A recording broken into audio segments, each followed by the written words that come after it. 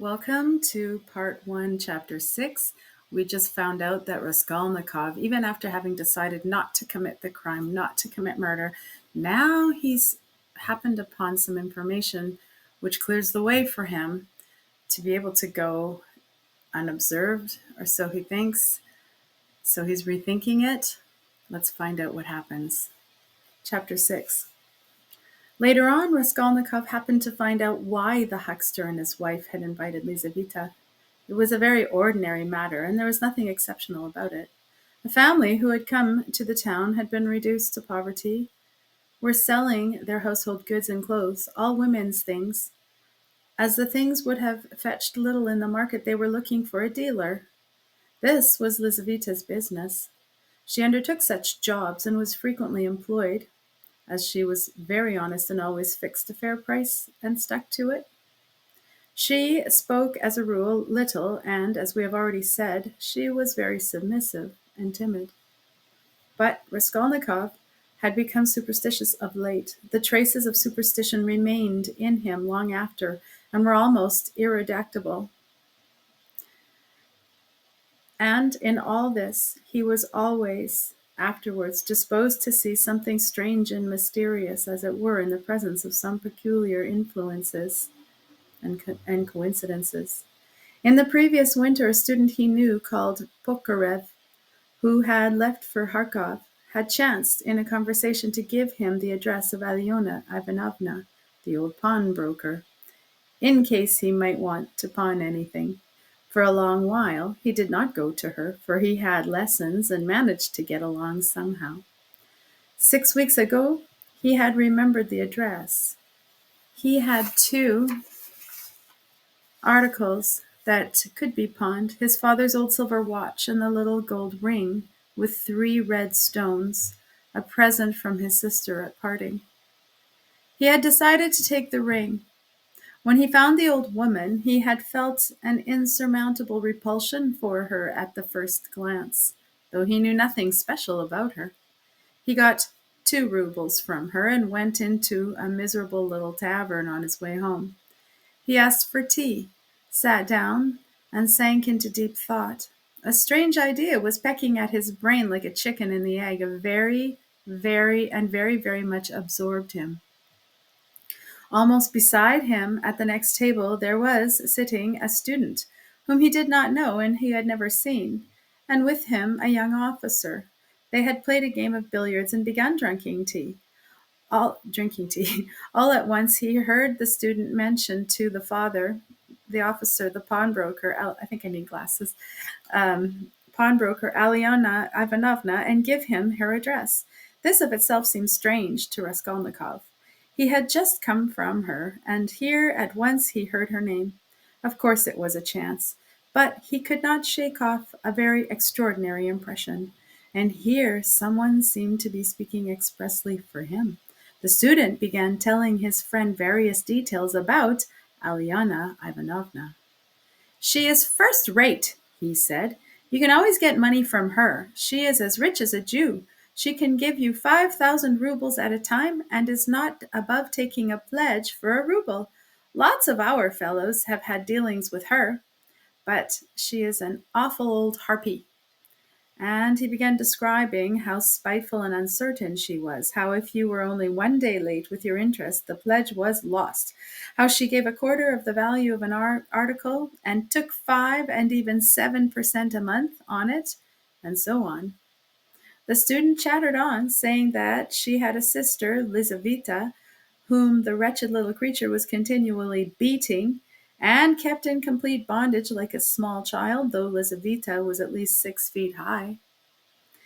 "That's a phenomenon for you," cried the student, and he laughed. They began talking about Lizaveta. The student spoke about her with a particular relish, and was continually laughing and the officer listened with great interest, and asked him to send Lizaveta to do some mending for him. Raskolnikov did not miss a word, and learned everything about her. Lizaveta was younger than the old woman, and was her half-sister, being the child of a different mother. She was 35. She worked day and night for her sister, and besides doing her cooking and the washing, She did sewing and worked as a charwoman and gave her sister all she earned. She did not dare to accept an order or job of any kind without her sister's permission. The old woman had already made her will, and Lizaveta knew of it, and by this will she would not get a farthing. Nothing but the movables, chairs, and so on. All the money was left to a monastery in the province of N. The prayers might be said for her in perpetuity. Oh, that prayers might be said for her in perpetuity. Lizaveta was of lower rank than her sister, unmarried and awfully uncouth in appearance, remarkably tall, with long feet that looked as if they were bent outwards. She always wore battered goatskin shoes and was clean in her person. What the student expressed most surprise and amusement about was the fact that Lizaveta was continually with child. "But you say she is hideous?" observed the officer. "Yes, she is so dark-skinned and looks like a soldier dressed up, but you know that she is not at all hideous. She has such a good-natured face and eyes, strikingly so, and the proof of it is that lots of people are attracted by her. She is such a soft, gentle creature, ready to put up with anything, always willing to do anything, and her smile is really very sweet." "You seem to find her attractive yourself," laughed the officer. From her queerness, no. I'll tell you what, I could kill that damned old woman and make off with her money, I assure you, without the faintest conscience prick," the student added with warmth. The officer laughed again, while Raskolnikov shuddered. How strange it was. "Listen, I want to ask you a serious question," the student said hotly. "I was joking, of course, but look here. On one side we have a stupid, senseless, worthless, spiteful, ailing, horrid old woman, not simply useless, but doing actual mischief, who has not an idea what she is living for herself, and who will die in a day or two in any case. You understand? You understand?" "Yes, yes, I understand," answered the officer, watching his excited companion attentively. "Well, listen then. On the other side, fresh young lives thrown away for want of help, and by the thousands, on every side. 100,000 good deeds could be done and helped on that old woman's money, which will be buried in a monastery. Hundreds, thousands perhaps, might be set on the right path. Dozens of families saved from destitution, from ruin, from vice, from the lock hospitals, and all with her money. Kill her! Take her money, and with the help of it devote oneself to the service of humanity and the good of it all. What do you think? Would not one tiny crime be wiped out by the thousands of good deeds? For one life, thousands would be saved from corruption and decay. One death and 100 lives in exchange. It's simply arithmetic. Besides, what value has the life of that sickly, stupid, ill-natured old woman in the balance of existence? No more than a life of a louse, of a black beetle, less in fact, because the old woman is doing harm. She is wearing out the lives of others. The other day she bit Lizaveta's finger out of spite.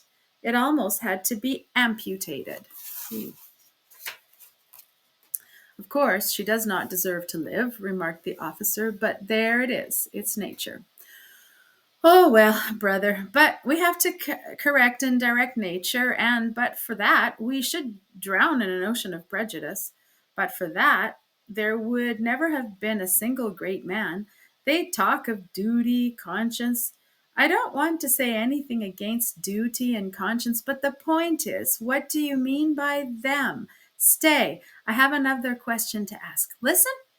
No, you stay. I'll ask you a question. Listen. Well? You are talking and speechifying away, but tell me, would you kill the old woman yourself? Of course not. I was only arguing the justice of it. It's nothing to do with me. But I think if you would not do it yourself, there's no justice about it. Let's have another game. Raskolnikov was violently agitated. Of course, it was all ordinary youthful talk and thought, such as he had often heard before in different forms and on different themes. But why had he happened to hear such a discussion and such ideas at the very moment when his own brain was just conceiving the very same ideas? And why? Just at that moment, when he had just brought away the embryo of his idea from the old woman, had he dropped at the one once upon a conversation about her, had dropped at once upon a conversation about her. The coincidence always seemed strange to him. This trivial talk in a tavern had an immense influence on him in his later action, as though there had really been in it something preordained, some guiding hint. On returning from Haymarket, he flung himself onto the sofa and sat for a whole hour without stirring. Meanwhile, it got dark. He had no candle, and indeed it did not occur to him to light up. He could never recollect whether he had been thinking about anything at that time. At last, he was conscious of his own former fever and shivering. He had realized with relief that he could lie down on the sofa. Soon, heavy, leaden sleep came over him, as if it were crushing him. He slept an extraordinarily long time and without dreaming. Nastasya, coming into his room at 10 o'clock the next morning, had difficulty in rousing him. She brought him in some tea and bread. The tea was again the second brew, and again in her own teapot. "My goodness, how he sleeps!" she cried indignantly. "And he is always asleep." He got up with an effort. His head ached. He stood up, took a turn in the garret, and sat back down on the sofa again. "Going to sleep again?" cried Nastasya. "Are you ill, eh?" He made no reply. "Do you want some tea?" "Afterwards," he said with an effort, closing his eyes again and turning to the wall. Nastasya stood over him. "Perhaps he really is ill," she said, and turned and went out. She came in again at 2 o'clock with soup. He was lying as before. The tea stood untouched. Nastasya felt positively offended and began wrathfully rousing him. "Why are you lying like a log?" she shouted, looking at him with repulsion. He got up and sat down again, but said nothing, and stared at the floor. "Are you ill or not?" asked Nastasya, and again received no answer. "You'd better go out and get a breath of air," she said after a pause. "Will you eat it or not?" "Afterwards," he said weakly. "You can go." And he motioned her out. She remained a little longer, looking at him with compassion, and went out. A few minutes afterwards, he raised his eyes and looked for a long while at the soup and at the tea. Then he took the bread, took up a spoon, and began to eat. He ate a little, 3 or 4 spoonsful, without appetite, as though it were mechanically. His head ached less. After his meal he stretched himself on the sofa again, but now he could not sleep. He lay without stirring, his face in the pillow. He was haunted by daydreams, and such strange daydreams in one that kept reoccurring. He fancied that he was in Africa, in Egypt, in some sort of oasis. The caravan was resting, the camels were peacefully lying down, the palms stood out all around in a complete circle. All the party were at dinner, but he was drinking water from a spring which flowed gurgling close by, and it was so cool. It was wonderful, wonderful, blue, cold water running among the partly colored stones and over the clean sand which glistened here and there like gold.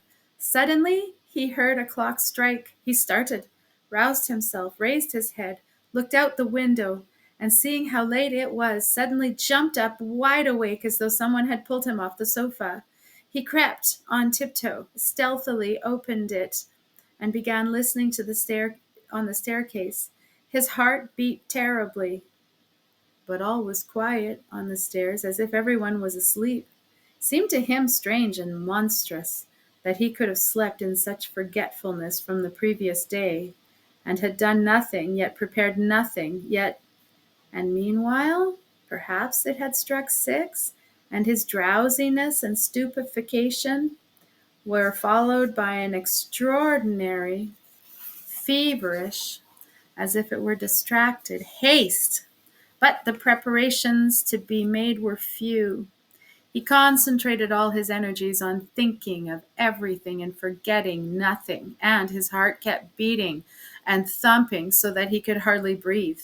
First, he had to make a noose and sew it into his overcoat. a work of a moment. He rummaged under his pillow and picked out, amongst the linen stuffed away under it, a worn-out, old, unwashed shirt. From its rags he tore a long strip a couple of inches wide and about 16 inches long. He folded the strip in two, took off his wide, strong summer overcoat of some stout cotton material, his own outer garment, and began sewing the two ends of the rag on the inside, under the left armhole. His hands shook as he sewed, but he did it successfully, so nothing showed outside when he put the coat on again. The needle and thread he had got ready long before, and they lay on the table in a piece of paper. As for the noose, it was a very ingenious device of his own. The noose was intended for the axe. It was impossible for him to carry the axe through the street in his hands, and if hidden under his coat, he would still have to support it with his hand, which would have been noticeable. Now he had only to put the head of the axe in the noose, and it would hang quietly under his arm on the inside. Putting his hand in the coat pocket, he could hold the end of the handle all the way, so that it did not swing. And as the coat was very full, a rectangular sack, in fact, it could not be seen from the outside that he was holding something with the hand that was in the pocket. This noose, too, he had designed a fortnight before. When he had finished with this, he thrust his hand into the little opening between his sofa and the floor, fumbled in the left corner, and drew out a pledge, which uh, which he had got ready long before and hidden there. This pledge was, however, only a smoothly planed piece of wood, the size and thickness of a silver cigarette case. He picked up the piece of wood on one of his wanderings in the courtyard, where there was some sort of a workshop.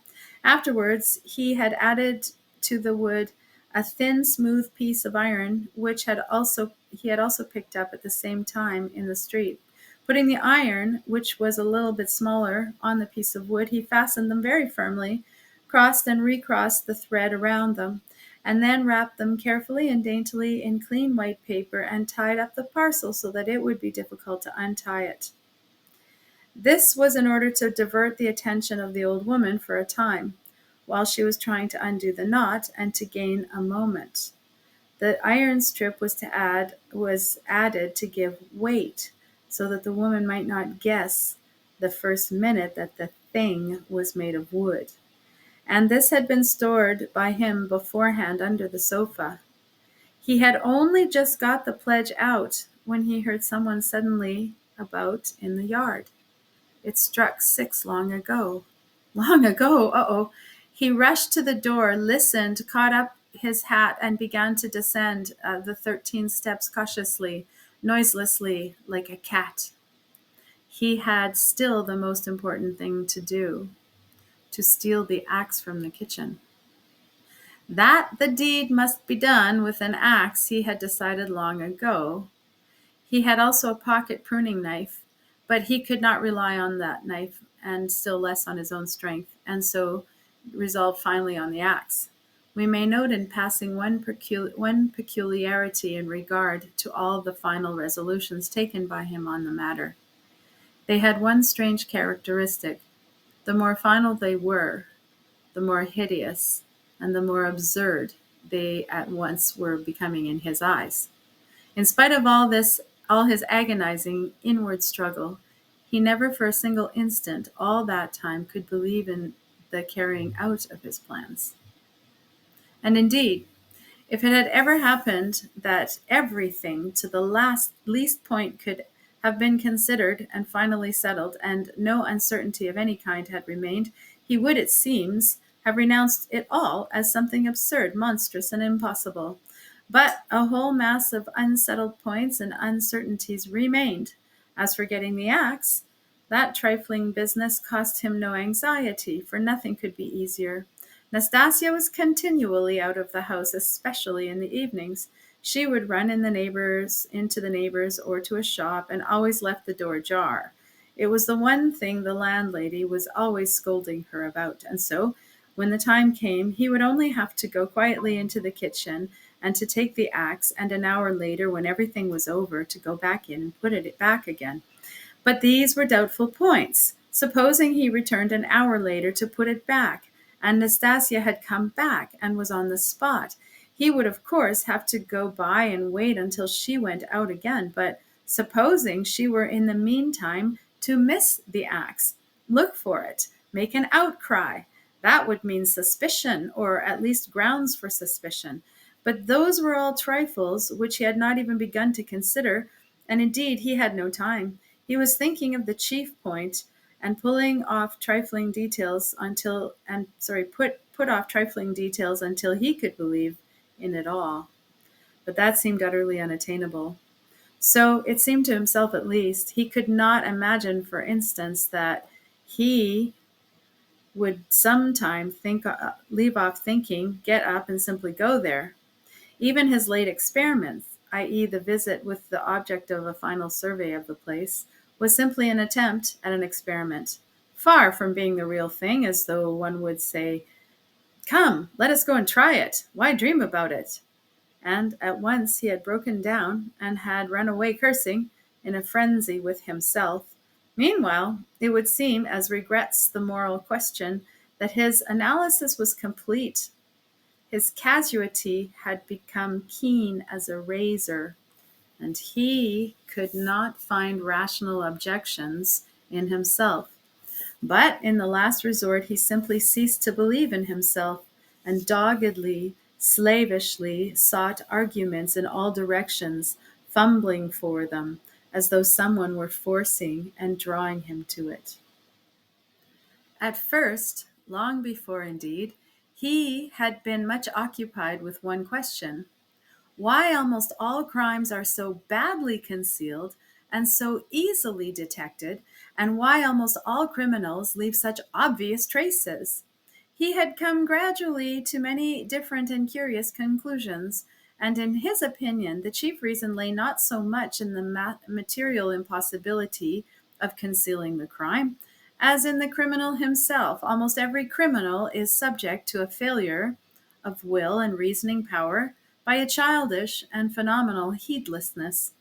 At the very instant when prejudice and caution are most essential, it was his conviction that this eclipse of reason and failure, of will power, attacked a man just like a disease, developed gradually, and reached its highest point just before the perpetration of the crime, continued with equal violence at the moment of the crime, and for longer or shorter time after, according to the individual case, and then passed off like any other disease.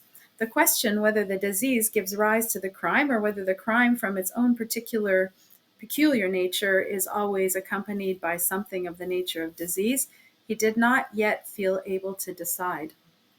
While he reached these conclusions, he decided that in his own case there could not be such a morbid reaction, that his reason and will would remain unimpaired at the time of carrying out his design, for the simple reason that his design was not a crime. We will omit all the process by means of which he arrived at this last conclusion. We have run too far ahead already. We may add only that the practical, pure material difficulties of the affair occupied a secondary position in his mind. One has but to keep all one's willpower and reason to deal with them, and they will all be overcome at the time when once one has familiarized oneself with the minutest details of the business. But this preparation had never been begun. His final decisions were what he came to trust the least, and when the hour struck, it all came to pass quite differently, as if it were accidentally and unexpectedly. One trifling circumstance upon his calculations before he had even left the staircase. When he reached the landlady's kitchen, the door of which was open as usual, he glanced cautiously in to see whether, in Nastasya's absence, the landlady herself was there, or if not, whether the door to her own room were closed so that she might not peep out when he went in for the axe. But what was his amazement when he suddenly saw Nastasya was not only at home in the kitchen, but was occupied there, taking the linen out of a basket and hanging it on the line. Seeing him, she left off hanging the clothes, turned at him, and stared at him all the time while he was passing. He turned away his eyes and walked past as though he noticed nothing. But it was the end of everything. He had not the axe. He was overwhelmed. What made me think, he reflected when he went under the gateway, what made me think that she would be sure not to be home at that moment? Why? Why? Why did I assume this so certainly? He was crushed and even humiliated. He could have laughed at himself in his anger. A dull animal rage boiled within him. He stood hesitatingly in the gateway. To go into the street, to go a walk for appearance's sake was revolting. To go back to his room even more revolting. And what a chance I've lost forever, he muttered, standing aimlessly in the gateway, just opposite the porter's little dark room, which also was open. Suddenly he started. From the porter's room, 2 paces away from him, something shining under the bench had caught his eye. He looked about him.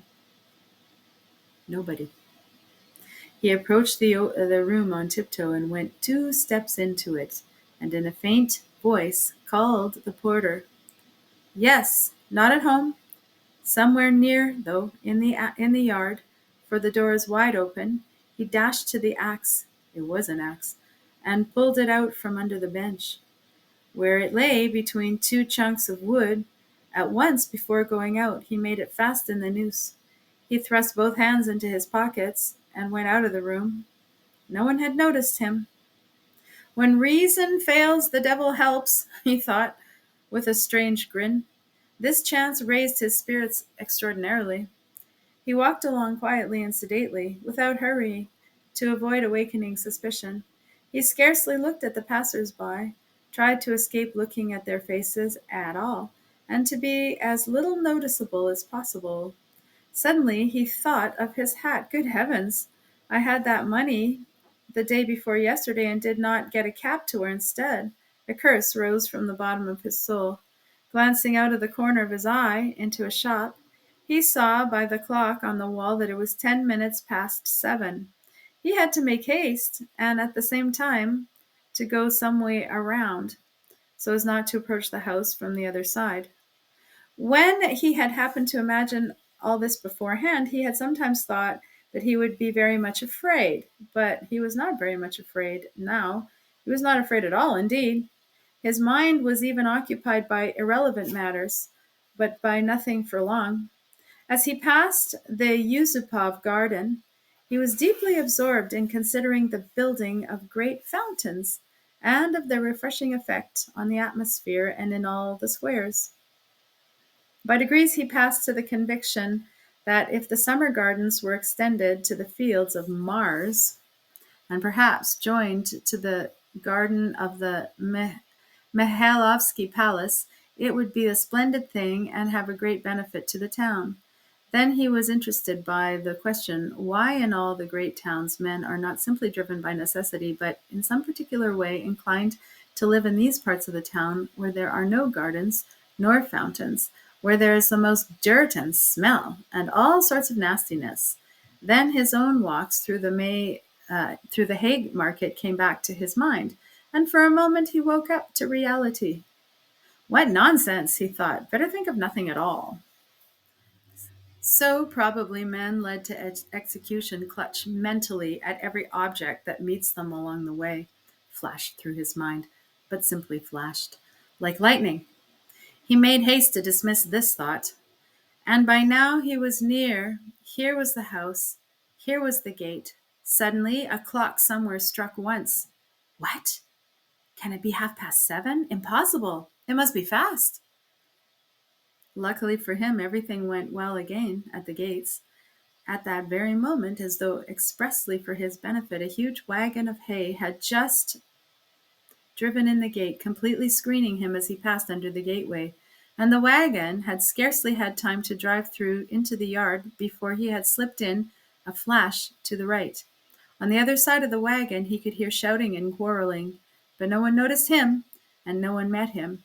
Many windows looking into that huge quadrangular yard were open at that moment, but he did not raise his head. He had not the strength to. The staircase leading to the old woman's room was close by, just on the right of the gateway. He was already on the stairs, drawing a breath. Pressing his hand against his throbbing heart, and once more feeling for the axe and setting it straight, he began softly and cautiously ascending the stairs, listening every minute. But the stairs, too, were quite deserted. All the doors were shut. He met no one. One flat, indeed, on the first floor was wide open, and painters were at work in it. But they did not glance at him.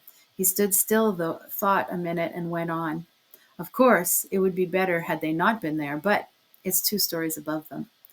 And there was the fourth story, and here was the door. Here was the flat opposite the empty one. The flat underneath the old woman's was apparently empty also. The visiting card nailed on the door had been torn off. They had gone away. He was out of breath. For one instant, the thought floated through his mind, shall I go back? But he made no answer and began listening to the old woman at the old woman's door in dead silence. Then he listened again on the staircase, listening long and intently, then looked about him for the last time, pulled himself together, drew himself up, and once more tried the axe in the noose. Am I very pale? He wondered. Am I not evidently agitated? She is mistrustful. Had I better wait a little longer, till my heart leaves off thumping? But his heart did not leave off. On the contrary, as though to spite him, it throbbed more and more violently. He could stand it no longer. He slowly put out his hand to the bell and rang. Half a minute later, he rang again more loudly. No answer. To go on ringing was useless and out of place. The old woman was, of course, at home, but she was suspicious and alone.